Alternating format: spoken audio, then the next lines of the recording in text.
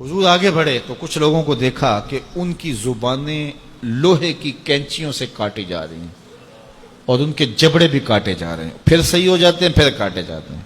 جبریل امین سے حضور نے پوچھا یہ کون لوگ ہیں؟ تو عرض گزار ہوئے ہؤلاء خطباء الفتنہ، یہ آپ کی امت کے فتنہ پرور خطیب ہیں جن کی زبان سے نکلتے ہوئے انگارے قوم میں آگ لگا دیتے تھے اور لوگوں میں تفریق، تشتت اور افتراق کے بیج بوتے تھے۔ یہ منبر اور محراب کی ذمہ داری انتہائی حساس ذمہ داری ہے۔ یہ خلق خدا کی اصلاح اور امت محمدیہ کو جوڑنے کا ذریعہ ہے۔ اس سے لوگوں کو بدی سے نکال کر کے نیکی کا راستہ دکھایا جاتا ہے، لیکن اس حساس منصب کو جو نہیں سمجھتے اور اس کو اپنی خواہشات نفس کے مطابق جو منبر و محراب کو استعمال کرتے ہیں، ان کے لیے اتنی سخت وعید کی گئی کہ قیامت کے دن ان کی زبانیں لوہے کی کینچیوں سے کاٹی جائیں گی، ان کے جبڑے کاٹے جائیں گے، پھر صحیح ہوں گے، پھر کاٹے جائیں گے، یہ مسلسل ان کو عذاب دیا جائے گا۔ تو حضور نے پوچھا کہ کون ہیں؟ تو کہا یہ آپ کی امت کے فتنہ پرور خطیب ہیں۔ اللہ اکبر، جو کہتے تھے ان کا اپنا عمل اس پہ نہیں تھا، تو اپنا عمل جب خود ہم اس پہ نہیں رکھیں گے تو وہ اثر انداز نہیں ہوگا۔ بعض لوگ ہمارے پاس آتے ہیں، جناب یہ بچہ ہے اس کے لیے دعا کر دیجئے، یہ نماز پڑھے۔ چلو میں نہیں پڑھتا، ہم نہیں پڑھتے، یہ تو پڑھیں۔ تو میں کہتا ہوں یہ کیسے پڑھیں؟ آپ خود پڑھیں، گھر میں مصلی بچھائیں تو خود بخود اولاد کو ترغیب ہوگی۔ ہاں، زندوں سے مردہ، مردوں سے زندہ، ایسی مثالیں بھی ہیں۔ حضرت نوح علیہ السلام کے گھر میں بھی نالائق بیٹا پیدا ہو گیا۔ تو ایسا ہو جاتا ہے، بعض اوقات اچھے لوگوں کی اولادیں بھی بگڑ جاتی ہیں اور بعض اوقات برے لوگوں کی اولادیں بھی اچھی ہو جاتی ہیں، لیکن ضابطہ یہ نہیں ہے۔ یہ کبھی کبھی ہوتا ہے۔ ضابطہ یہ ہے کہ اچھے لوگوں کی اولادیں اچھی ہوتی ہیں، برے لوگوں کی اولادیں بری ہوتی ہیں۔ جو ماں باپ کا عمل ہو اس کا عکس اولاد پہ پڑتا ہے، اچھا ہے یا برا ہے۔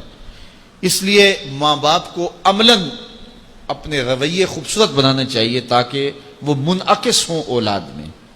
تو اسی طرح ہمارے خطباء جو منبر و محراب کے وارث ہیں، انہیں زیادہ اس بات پہ توجہ دینے کی بجائے کہ میں گفتگو کو مرتب کروں، دلائل سے مزین کروں، کس موقع پہ شعر پڑھنا ہے، کس موقع پہ نہیں پڑھنا ہے، کہاں آواز کو اونچے لے جانا ہے، کہاں آواز کو مدھم رکھنا ہے، کہاں نعرہ لگوانا ہے، کہاں نہیں لگوانا، کہاں ہاتھ کھڑے کروانے، کہاں نہیں کھڑے کروانے، اس بات کو چھوڑے، ساری توجہ وہ اپنے کردار پہ دے۔ پھر کردار کے اندر سے پھوٹ کر جو گفتگو نکلے گی وہ ٹوٹے لفظ بھی ہوں گے، دلوں کو جوڑ دیں گے۔ اشہد بلال عند اللہ اشہد، بلال کا اشہد ہی وہ دھوم مچا دیتا ہے کہ لوگوں کا اشہد بھی وہ دھوم نہیں مچاتا جو بلال کا اشہد دھوم مچاتا ہے۔ اس لیے ہمیں زیادہ توجہ اپنے کردار کی طرف دینی چاہیے۔ اقبال نے کہا تھا واعظ قوم کی وہ پختہ خیالی نہ رہی، برق طبعی نہ رہی، شعلہ مکالی نہ رہی، رہ گئی رسم آذاں روح بلالی نہ رہی، فلسفہ رہ گیا تلقین غزالی نہ رہی، مسجد مرثیہ خواہیں کہ نمازی نہ رہے، یعنی صاحب اوصاف وہ حجازی نہ رہے۔ تو آج ہماری گفتگو تو زیادہ ہے، جتنے چینل چل رہے ہیں، یہ ماہر سے عام آئے گا تو کیسے کیسے نکلیں گے دین سکھانے والے۔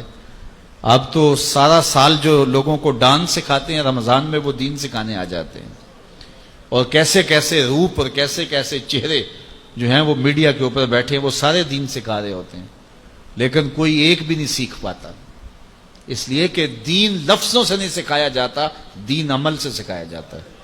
میرے اور آپ کے آقا و مولا کی ظاہری زندگی اس دنیا کے اوپر جو حضور گزار کے گئے ہیں کتنی ہے؟ 63 سال۔ 40 سال تک حضور نے اعلان نبوت ہی نہیں کیا۔ یار کسی کی ذمہ داری ہے پوری دنیا کے اوپر اسلام غالب کرنا، حضور کا یہی کام تھا نا، پوری دنیا کے اوپر اسلام کو غالب کرنے کے لیے آئے تھے، اور تیزی کے ساتھ وقت گزر رہا ہے۔ 40 سال گزر گئے، ابھی تک دعوت دین ہی نہیں دی، اعلان ہی نہیں کیا۔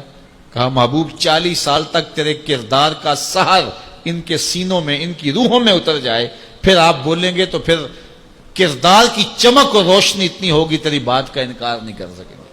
تو 40 سال تک حضور کے کردار کی چمک لوگوں کو جو ہے وہ اپنی طرف بلاتی رہی، اور پھر 40 سال کے بعد حضور نے جو ہے وہ کوہ صفا پہ سب کو بلایا اور بلا کے کہا لوگوں اگر میں کہوں کہ اس پہاڑ کی دوسری جانب سے ایک لشکر آ رہا ہے جو تمہیں کچل کے رکھ دے گا تو میری بات مان لو گے؟ انہوں نے کہا نظر نہ بھی آیا تو کہیں گے ہم اندھے ہیں تم سچے ہو. تو کہا میری سچائی پہ اتنا یقین ہے تو پھر مان لو اللہ ایک ہے.